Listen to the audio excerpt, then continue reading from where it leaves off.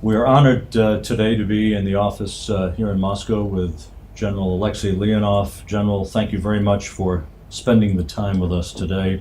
2015 represents two of the most important anniversaries in human spaceflight history. They both involve you. The 50th anniversary of man's first spacewalk and the 40th anniversary of Apollo-Soyuz. It's hard to believe that this much time has passed, but looking back at that time, what did those days mean to you personally, and are the memories of those accomplishments as significant today as they were when you lived through those 50 years ago and 40 years ago? Я бы начал немножко Let me start чуть-чуть пораньше. with some events that took place prior to that. How did I happen to have become a part of this goal, of this task? Very recently, in the minutes of one of the meetings, we have found the following statement. And this takes us back to Mr. Korolev running one of the meetings where they were supposed to shape up the actual first EVA session that I was supposed to be a part of, and what he said about me. I would like to outline the most important feature of Mr. Leonov, and this is his wit, his ability to quickly act, his ability to guess correctly, his ability to accept technical materials, excellent character. He is an artist. He is a very sociable person. He is a very kind and hospitable person. He is very courageous fighter pilot. He has enough knowledge and ability to operate a variety of different aircraft. And I think that this person strongly deserves our attention. That's what Mr. Korolev told about me, which I never knew. And these words determined my fate, determined my destiny. And then the issue came up as to who is going to be the first one to go EVA. He said, we do have a candidate. This year, I visited Mr. Korolev's daughter, and she let me listen to a recording of the first press conference, which Mr. Korolev was involved in, talking to a number of media people. And he said that in order for us to conquer the space, we need to learn how to operate outside of the space vehicle. In order to build space stations, in order to provide each other with appropriate assistance, we need to learn how to dock, how to work together, not only with our vehicles, but with the vehicles belonging to different countries. And back then, for the first time, it occurred to me that I was the one to make it happen. And in this regard, I strongly feel that I'm very happy because I managed to have resolved those two difficult tasks that had an enormous impact on the subsequent activities in space. And I'm very glad that I was involved in those activities. And if we are to look back at what was happening 50 years ago, I don't think anybody ever would have been able to actually sign off on the event that involved EVA activities.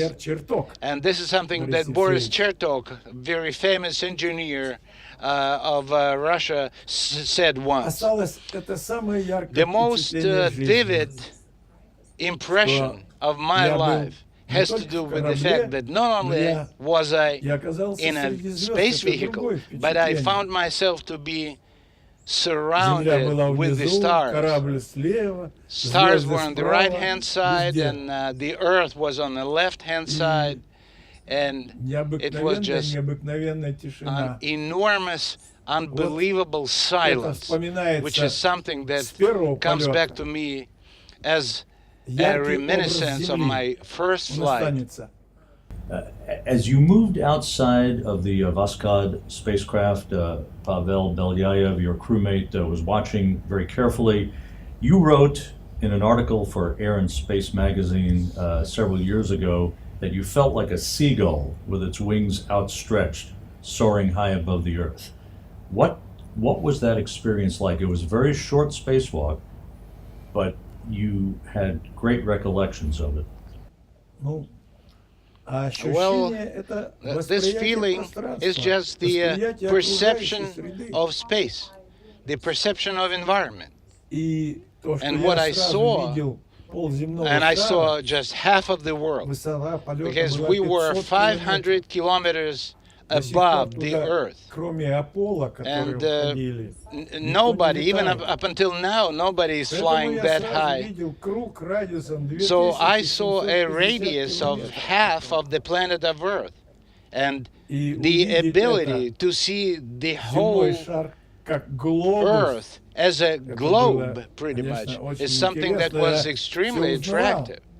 And I could easily recognize the Black Sea, the Crimea, Romania, Bulgaria, Italy, looking up a little bit, Baltic Sea, and it was all within minutes, if not seconds. But the most impression had to do with the silence. And I heard how my heart was pounding. I could hear myself breathe. And I remembered Arthur Clarke and Stanley Kubrick, who, while doing the Space Odyssey, they worked a lot on the soundtrack. And the way the crew members used to breathe during this movie was very impressive. And the images that I have that show a person with his hands widespread, which is a symbolic representation of a seagull, although to me it's more like a paratrooper in a free flight.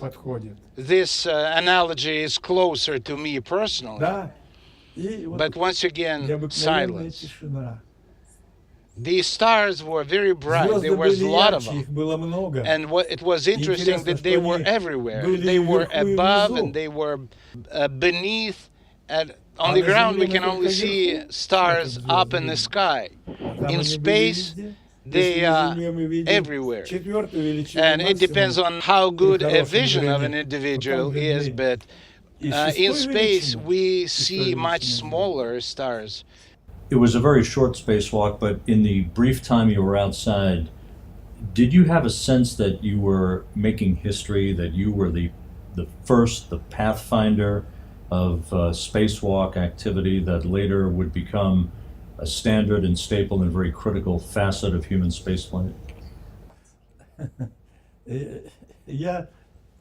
I thought about that prior to the flight, but during the flight, the only thing I could think of was to concentrate and to perform everything that I was supposed to. I was thinking about the spacesuit, I was thinking about the necessity to stay focused, but not only was I thinking about the immediate step I was supposed to make, but also on the next step. But I never thought that I'm doing anything that is heroic. Otherwise, it would end it probably badly.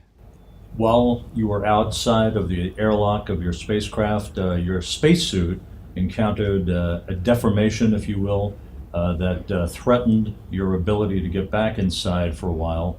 How did you overcome this problem? What was the problem, and how did you overcome it to successfully end the spacewalk?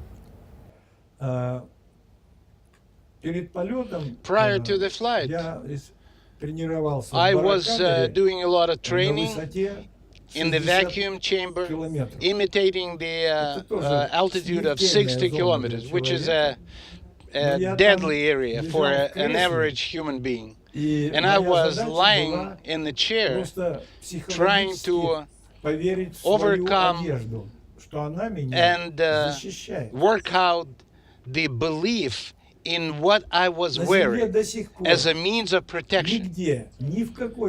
Up until now, nowhere on the planet of Earth, in Russia or in the United States, we have any vacuum chambers that would allow to actually test the spacesuit to be flown on the elevations of 400 kilometers or so. It's just not feasible. So we could expect almost anything. The design of the spacesuit was rated as far as pressure for a nominal pressure of 760 and then half of this pressure, and I did have a device that would allow me to drop the pressure had it became necessary, and I knew how to do that. But I had to understand that if I decide to drop the pressure, I could actually pose myself into a very deadly situation, because the nitrogen in my blood would come to boil. But once again, I was trained to do that. I knew how to do it. And then during the 8th minute, I all of a sudden realized that my fingers got loose and they kind of came off the glove. And inside the glove, I've immediately realized that I have got to do something, because I cannot go on with this spacesuit, and particularly I will not be able to return to the vehicle, because I had a tether which was 5.5 meters long, and I was supposed to roll it up. And every 40 minutes, I had a O-ring, which I was supposed to actually put on a hook. If I won't do it, I will not be able to get back to the airlock. But with the gloves like these, I was never able to actually do it. I also need to remove the camera. And what's important, that I was just levitating. These days it's very simple. We put a crew member on the foot restraint, and with both hands available, he can do anything. But back then, there was no such a technique, and we just didn't have guessed that this is something that is possible. So my one hand was always occupied with actually grabbing something in order to stay close to the vehicle. And during the 8th minute of the EVA, I've realized that the space suit was behaving in such a way that I cannot continue like this anymore, and I will not be able to get back to the airlock. Something needed to happen. So what should I do? What should I have done? Drop the pressure. In 5 minutes, I was supposed to be in eclipse. And in the eclipse, with the gloves like that, I will not be able to roll up the tether. And then I silently, violating every single rule and regulation, without reporting anything to the ground, I dropped the pressure to 0.27 atmosphere. And at that point, I realized that I'm going to be in real trouble, in real sorry pickle. But I knew that I'm getting closer to the area where the nitrogen is supposed to come to boil, or maybe not. But I didn't have any choice. I didn't have any recourse. And the way we used to do this pressure differential, it was not a smooth process. It was step by step. So I decided to go ahead and drop the pressure, and nothing happened. And for about an hour, I was on pure oxygen. But everything came back to normal. The gloves went back to normal, and I felt differently. опасность от скафандра looks отпала. like the danger associated with this inadequate spacesuit was taken Одной care of. рукой And what I пытался have done, I removed the заставить camera сжать, сломать скафандр, and I войти tried to ногами. kind of break the Это не spacesuit получалось. in order to get back to the airlock сделал with my совершенно фантастическую legs вещь. first. And after Я, that, I держась didn't manage одной to do рукой, so. And after that, I've эту done a рука с fantastic кинокамерой, thing. я её I was просунул в grabbing шлюз, a camera, дальше I схватил moved за the леер, camera to the своеобразные hatch, такие веревки, and then I grabbed другой рукой, the и lines я пошел using my second hand головой вперед. and went back into the airlock with my head Я first. выиграл. And I won. Но мне надо было там But все равно inside, разворачиваться, I was supposed to чтобы пойти в корабль ногами. turn back Это первое. because eventually И второе, I had to go to the если vehicle вдруг with my legs не first. закрылся And on the люк, other hand, if то I я должен, would not have managed там to есть close приспособление, the hatch, вручную I was supposed его to закрыть. actually secure А it перед этим проверить, что туда manually. ничего не попало. But before doing that, I Я needed to это make sure that nothing had развернулся. gotten into Вот the это была interface. самая So тяжелая работа. I returned, and При that was by скафандре far 190 the most сантиметров, difficult thing. а With the шлюз hedge of диаметром 190, И я развернулся, как centimeters. я не знаю. an airlock Я actually had a развернулся и different пошел size ногами. hedge. And I really При don't этом у know меня how I очень managed поднялась to температура. turn and go Поднялся with пульс. my legs first. And I was running a Пот fear at that выжигал time. глаза. I was sweating. И когда I could я not see much because зашел of в the корабль, sweat. And then when I то даже eventually не made it back to закрывая the vehicle, внутренний люк, so without опять even нарушил. closing the internal hedge, Я which начал was another протирать перчаткой violation, глаза, I've decided и они у меня to тут just же заливались remove sweat from my Глаза forehead выедало, and my eyes, соленый and пот. I was trying Я to очень do that, but I потливый couldn't человек. because Мне надо 10 sweat was километров coming back. пробежать в свитере, I чтобы mean, я if I decide to запотел. run 10 kilometers Температура in my поднялась на clothes, 1,8 I probably wouldn't have градуса. been sweating А nearly 2 as much. градуса плюс это смертельно. I was running Везде fever, вот like I said. пришлось так. So Но everything happened the way все it should, получилось in my как view. надо. Все получилось. And after that, I was thinking И for a long я time потом думал what kind of постоянно, consequences что же мне I would будет have to за то, что deal я with for нарушил violation of инструкции. those rules. And I know that готовилась the серьезная punishment расправа. was in plans. Вот это так произошло. That's how it Вся happened. эта работа. But Но the most important мы thing на that on the земле ground we've been тренировались. doing a lot of rigorous Как training. сбросить So I давление. was prepared. Я How to был drop готов pressure. к I've этому. done that because И of я the это всё quality of сделал. training. Although we Конечно, never не думали, assumed что эта that авария something like будет, that is in fact но going to она happen. должна быть. But we have got to be prepared. Alexei Leonov, you are a great man. We appreciate your time today and an icon of human spaceflight. Thank you so much for your time today.